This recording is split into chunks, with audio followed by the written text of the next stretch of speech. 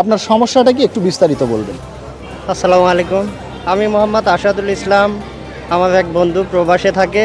সে অনেক দিন আগে একটা জমি কেনার জন্য কিছু বায়নাবস্ত সব কিছু করেছে, কিন্তু দলিলটা এই সাব রেজিস্ট্রি অফিসে এসে বারবার ঘুরে যাইতে হচ্ছে।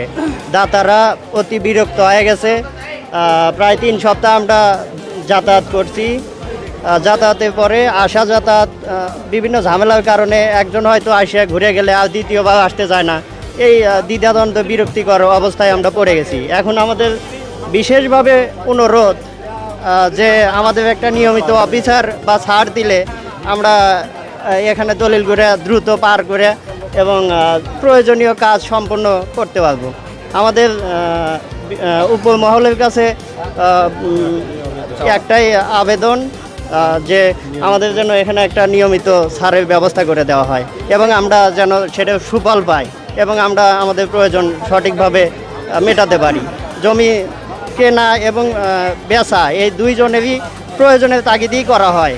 তো আমরা এই দীর্ঘ দিন যাবত এই বিরক্তিকর অবস্থায় যেন পরিত্রাণ করতে পারি, এই বলে আমার কথা শেষ করছি। আসসালামু আলাইকুম। দর্শক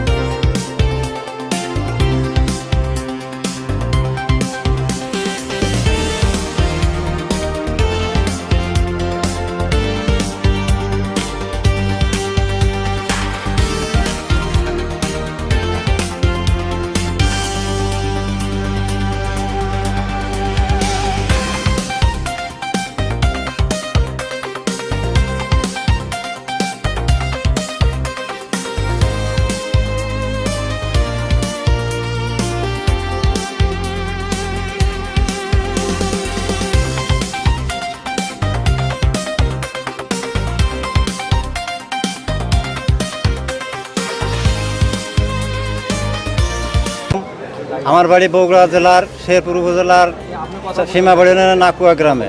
অনেক দূর থেকে আমাকে আসতে হয়। আমি গত 3 মাস হলো ভুগতেছি একটা দলিল নিয়ে।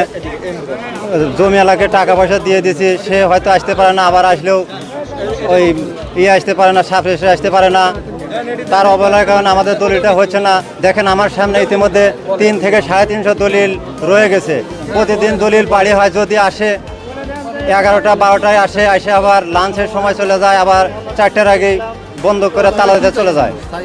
তো আমাদের